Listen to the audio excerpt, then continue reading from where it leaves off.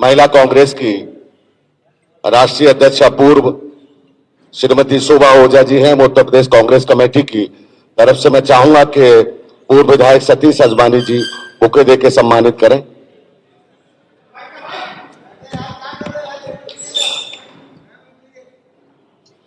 हमारे बीच में मीडिया विभाग के चेयरमैन और पूर्व मंत्री आदरणीय नसीमुद्दीन सिद्दीकी जी का स्वागत है। हाँ, थोड़ा सा इसकी आवाज कम कर दो। हमारे बीच में मैं निवेदन करूंगा दिनेश जी से, जो हमारे संगठन के महासचिव हैं, वो या अजवानी सर से कि वो सिद्दीकी सर से कि वो हमारी नेता का स्वागत करें। सचिन जी का स्वागत है, अजवानी साहब है, दिनेश सिंह जी हैं, हमारे चेयरमैन साहब हैं, अंशु जी हैं और डॉक्टर आशीष दीक्षित जी, सबका स्वागत है। साथियों, महत्वपूर्ण वार्ता जो प्रेस वार्ता रखी है हमारे बीच में, मैं निवेदन करूंगा कि शोभा ओझा जी से कि वो सीधे आपको संबोधित करें। आदरणीय शोभा ओझा जी। आज हेलो, सुनाई दे रहा है? हेलो, आवाज आई? आज की इस प्रेस वार्ता में मेरे साथ उपस्थित आदरणीय सिद्दीकी जी, जो यूपी कांग्रेस मीडिया विभाग के चेयरमैन हैं, सतीश अजनानी जी, पूर्व विधायक जी, दिनेश सिंह जी, अशोक सिंह जी, अंशु अवस्थी जी, सचिन रावत जी, आशीष दीक्षित जी, मुकेश चौहान जी एवं समस्त पत्रकार बंधुओं, सभी को मेरा नमस्कार। आज बहुत ही एक अहम मुद्दे पे आप लोगों से चर्चा करने के लिए मैं आई हूं और ये प्रेस कॉन्फ्रेंस इसी तरह की देश के 22 अलग अलग प्रदेशों की राजधानी में हो रही है, जहां अलग अलग कांग्रेस के प्रवक्ता, कांग्रेस के नेता इस प्रेस कॉन्फ्रेंस को संबोधित कर रहे हैं। बहुत अहम मुद्दा आज देश के सामने है। आज की प्रेस कॉन्फ्रेंस का टाइटल बहुत सोच समझ के दिया गया है, अभी प्रेस नोट आपको मिल जाएगा। भाजपा का आतंकवादियों से नाता है, ये रिश्ता क्या कहलाता है। अभी पिछले दिनों जो देश में हो रहा है वो सबके लिए ही बड़ा चिंता का विषय है। हमने देखा उदयपुर में जो घटना घटी, सबके रोंगटे खड़े हो गए, सबके माथे पे चिंता की लकीर आ गई कि आखिर हम कहां पहुंच गए हैं, देश किस दौर से गुजर रहा है, कितनी नफरत हमारे समाज में पनप गई है। ये सोच के हमारी पीढ़ी और आगे की पीढ़ी का भविष्य सोच के डर लगता है। एक ऐसी परिस्थिति से आज देश गुजर रहा है। हर व्यक्ति ने उस घटना की पूरी तरह से उस घटना पे शोक और विरोध दर्ज कराया। सामने आई जब जांच चालू हुई, गिरफ्तारी हुई, 2 लोग उसमें गिरफ्तार हुए कन्हैया लाल जी की हत्या में उदयपुर में, और उसमें से एक आरोपी मोहम्मद रियाज अत्तारी, जब ये गिरफ्तार हुए तो उनका जब बैकग्राउंड पता लगा तो सब पूरी तरह से स्तब्ध रह गए कि आखिर ये भारतीय जनता पार्टी का कार्यकर्ता है और भारतीय जनता पार्टी का कार्यकर्ता आतंकी कैसे हुआ, और आतंकी था तो भारतीय जनता पार्टी का कार्यकर्ता कैसे हुआ। ये सोच हर व्यक्ति के दिमाग में आई। पहले तो भारतीय जनता पार्टी ने नकारा कि हमारा कोई लेना देना नहीं है, तो फिर बहुत सारी सोशल मीडिया आजकल ऐसा है कि पूरी पोल खोल के रख देता है, पूरा पर्दाफाश कर देता है। तो देखा गया जिस तरह से अभी मुझे दुपट्टा उड़ाया गया आदरणीय सिद्दीकी द्वारा, उसी तरह से अत्तारी को, रियाज अत्तारी को दुपट्टा उदयपुर के जो बीजेपी के अध्यक्ष थे उन्होंने मेंबरशिप देते हुए उड़ाया था नवंबर 2019 में। उसके बाद लगातार वो पार्टी के कार्यक्रमों में आता जाता था और फिर जो हमने देखा वो सोच के परे था, दहलाने देने वाला घटना थी। किस तरह से उन्होंने कन्हैयालाल की हत्या करी। तो कहीं ना कहीं ये विचार मन में आना चाहिए, ये सोच मन में आना चाहिए कि आखिर ऐसे आतंकवादी का बीजेपी में क्या काम था, बीजेपी की सदस्यता क्यों और कैसे उसे मिली, ये सोच में आती है। और ये एकमात्र घटना नहीं है भाइयों बहनों, ये उसके तुरंत बाद उसी हफ्ते में जम्मू कश्मीर में लश्कर ताइबा के 2 आतंकवादी वहां के लोगों ने पकड़े, जो कि मंसूबा बना रहे थे, जो अमरनाथ यात्रा पे हमला करना चाहते थे। और उसमें से एक आतंकवादी तालिब हुसैन शाह, ये फिर बीजेपी के पदाधिकारी निकले और इनने सदस्यता ग्रहण करी 22 मई 2022 में। और ये सदस्य ही नहीं, ये जम्मू आईटी सेल के प्रभारी थे, जो मिनॉरिटी सेल का आईटी सेल है उसके प्रभारी थे बीजेपी।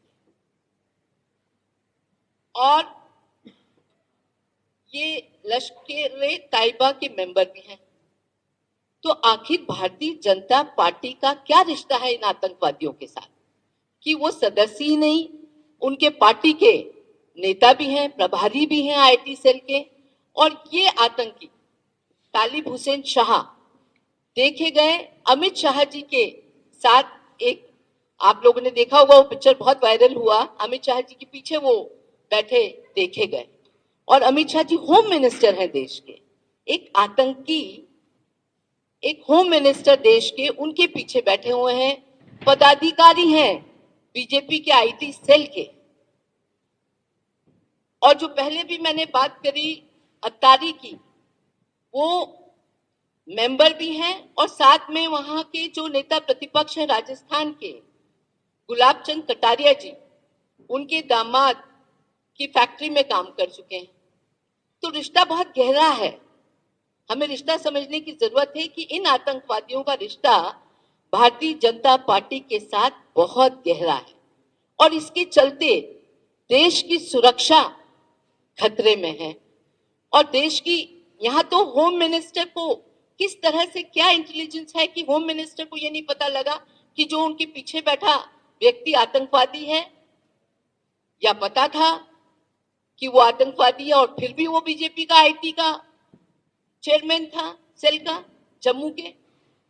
तो ये बड़ी चिंता का विषय है कि अगर ऐसे लोग, और कई अपराधियों के तो तार पहले से जुड़े हुए थे, हम जानते हैं कि कई अपराधी बीजेपी में से उनके तार जुड़े हुए हैं, पर इस तरह से आतंकवादियों के भी तार बीजेपी से जुड़े रहेंगे तो देश को बहुत बड़ा खतरा है, यह हमें समझना होगा।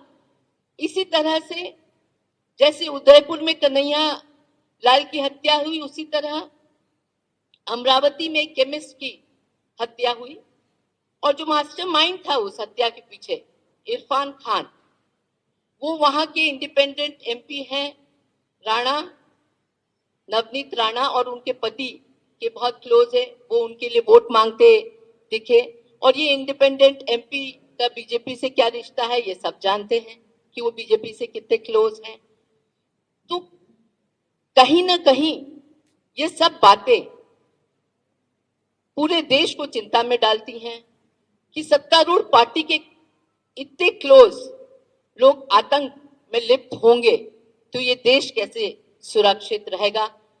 और इतिहास में हम जाएं तो 2020 में जम्मू कश्मीर में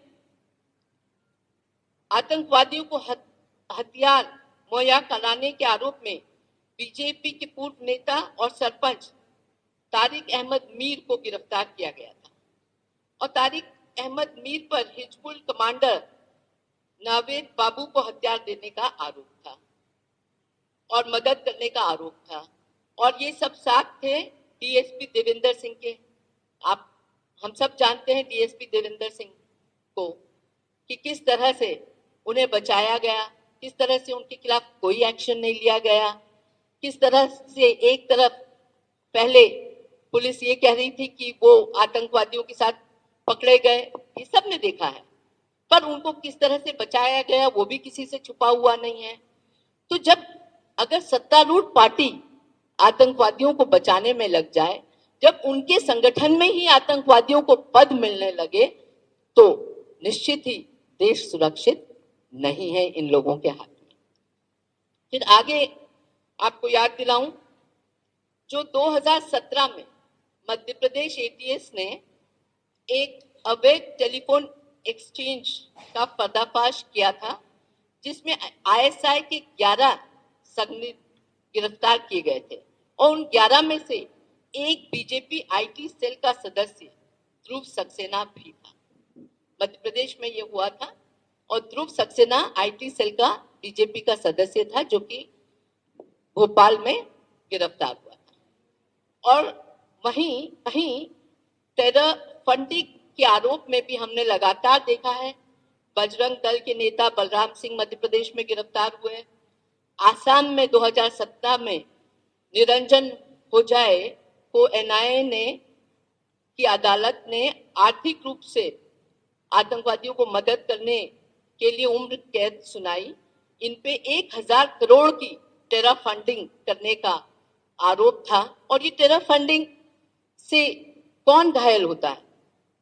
ये टेररिस्ट को ताकत मिलती है इससे, और नुकसान होता है तो हमारे सुरक्षा जवानों का, जो हमें सुरक्षा देते हैं, उन्हीं के खिलाफ ये पैसा इस्तेमाल होता है, तो वो भी हमने देखा। तो ये कोई कोइंसिडेंस नहीं है कि बार बार बीजेपी के ऑफिस बेरर्स ही आतंक या इस तरह की वारदातों में लिप्त पाए जाते हैं। कहीं ना कहीं इसके पीछे कोई डिजाइन है, कोई सोच है, जिसका जवाब बीजेपी के नेताओं को देना होगा, चाहे वो अमित शाह दे, चाहे मोदी जी दे, चाहे लड्डा जी दे, पर जवाब तो देश मांगता है कि आखिर क्या बात है कि ऐसी घटनाओं में लिप्त लोग बीजेपी के कहीं सदस्य हैं तो कहीं आईटी सेल उनका संभालते नजर आ रहे हैं। और इतना ही नहीं, भारतीय जनता पार्टी सत्ता में रहने के लिए किसी भी हद तक जा सकती है। वो ऐसे लोगों को जो प्रूवन आतंकवादी हैं, उनको चुनाव लड़ाने से भी नहीं शर्माती। यहाँ आपको बताऊं कि मसूद अजहर के शागिर्द मोहम्मद फारूक खां को स्थानीय निकाय के चुनाव श्रीनगर से वार्ड 33 से टिकट भारतीय जनता पार्टी ने दिया था, जो कि जम्मू कश्मीर लिबरेशन फ्रंट एवं हरकल उल मुजाहिदीन का सदस्य रह चुका है। प्रूवन टेररिस्ट है, मतलब उसमें कोई आरोप नहीं है टेररिस्ट होने के, प्रूवन टेररिस्ट है। उसको तक श्रीनगर के 33 नंबर वार्ड से स्थानीय निकायों का चुनाव लड़ाया था। अब जो आरोपी हैं टेररिज्म के, जो मालेगांव ब्लास्ट में इन्वॉल्व थे, प्रज्ञा सिंह ठाकुर अक्यूज हैं, उनको भोपाल से चुनाव लड़ाया गया। तो मतलब मैं बार बार इस बात को अंडरलाइन करते हुए कह रही हूं कि ये सब चीजें बताती हैं किस तरह से भारतीय जनता पार्टी के बहुत ही नजदीकी रिलेशंस हैं ऐसे असामाजिक तत्वों के साथ। नुपुर शर्मा भी उनकी, तो मोहम्मद रियाज अंसारी भी उनके हैं, तालिब हुसैन शाह भी उनके ही हैं। तो क्या मायने निकाले जाए, देश क्या मायने निकालेगा कि सभी उन्हीं के लोग हैं और ऐसी घटनाएं देश में हो रही है जो देश को पूरी तरह से परेशान करे हुए हैं। मैं समझती हूँ उदयपुर की घटना हो, जम्मू कश्मीर की घटना हो, तमाम घटनाओं के बाद समाज आज पूरी तरह से परेशान है। हिंदुस्तान में हर व्यक्ति सोचता है कि हम कहाँ आके खड़े हैं आज के इस दौर में, जहां कुछ भी कभी भी किसी के साथ भी हो सकता। वो दौर, वो नफरत का दौर आज देश में चल रहा है। इसी तरह से हमने देखा मसूद अजहर को भी किसने छोड़ा था? बीजेपी ने ही छोड़ा था, जिसने बाद में कई आतंकी घटनाएं हमारे देश में करी थी। पुलवामा जहां की परिंदा भी पर नहीं मार सकता, वहां किस तरह से 40 हमारे जवान शहीद हुए थे और 200 टन आरडीएक्स वहां कैसे आई, कैसे पहुंची, इन सब के जवाब आज तक देश को नहीं मिले। हर चीज लीपा पोती करके ढक दी जाती है, पर जवाब नहीं आता कि आखिर ये पुलवामा हुआ तो कैसे हुआ, वहां 200 किलो आरडीएक्स कैसे पहुंचा। तो ये सब चीजें आज देश को परेशान करेंगे और निश्चित ही हमारी सुरक्षा में बहुत बड़ा सेंध है ये सब चीजें। और राष्ट्रवाद का बड़ा ढोंग करने वाली भारतीय जनता पार्टी जो राष्ट्रवाद की सर्टिफिकेट बांटती है, उसकी असलियत और असली चेहरा, उसका चाल चरित्र और चेहरा आज देश के सामने आ गया है।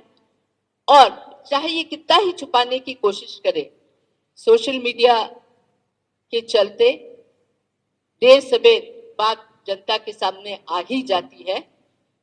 तो जरूरी है कि इन सब सवालों का कि आखिर ये आतंकवादी कैसे पद पाते हैं बीजेपी में, और बीजेपी के ऑफिस बेरर रहते हुए किस तरह से वारदातें करते हैं, इन सब सवालों का जवाब आज भारतीय जनता पार्टी को, जनता को, देश की जनता को देना होगा। धन्यवाद।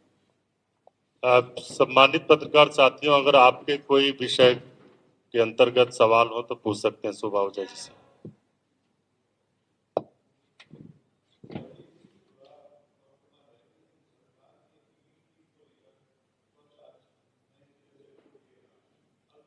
हाँ हाँ हाँ।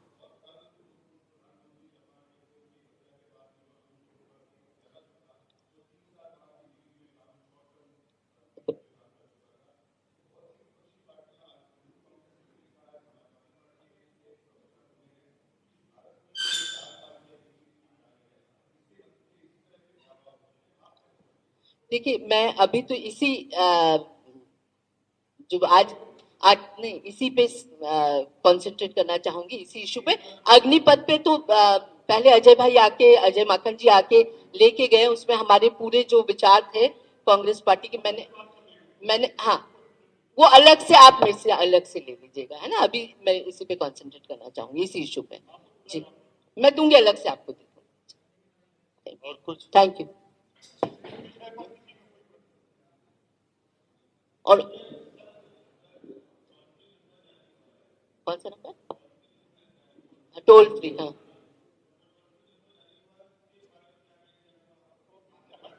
देखिए, मैं कह रही हूँ कि अभी इसी विषय तक अपने आप को सीमित रखिएगा, क्योंकि ये बहुत अहम विषय है, इसको बिल्कुल भी मैं डाइवर्ट नहीं करना चाहती। निखिल शर्मा जी।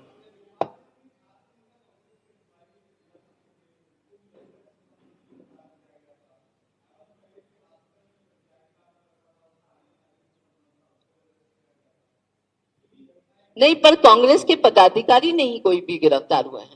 देखिए, एकाध वही मैंने शुरू में ही कहा था कि एकाध इंसिडेंस होता है तो आपको समझ आता है कि हो सकता है कि भाई वो किसी पार्टी का मेंबर बन जाए और फिर कोई हरकत करे, पर लगातार ये तो मैंने आपको कम गिनाए हैं, क्योंकि सीमित समय है इसलिए कम गिनाए हैं।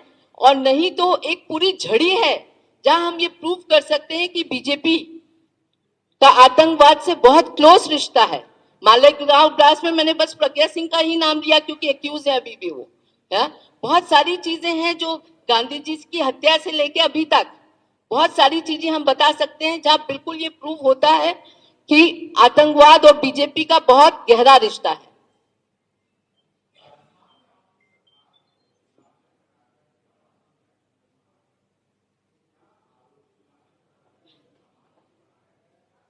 एनआईए को दे दिया गया है वो पूरा मसला, तो वो जांच करेगी, और अगर गुलाब सिंह कटारिया जी के भी कोई संबंध उनसे बहुत क्लोज, जो कि हम रिपोर्ट, मीडिया की रिपोर्ट के अनुसार ये उनके फैक्ट्री में काम करता था और कई नेताओं के साथ उसके फोटो हैं वहां और बहुत उनके क्लोज रहा है, तो ये एनआईए अपनी जांच में इसको जरूर पता लगा लेगी और फिर दोषी होंगे तो कटारिया जी पे भी कार्रवाई होनी चाहिए।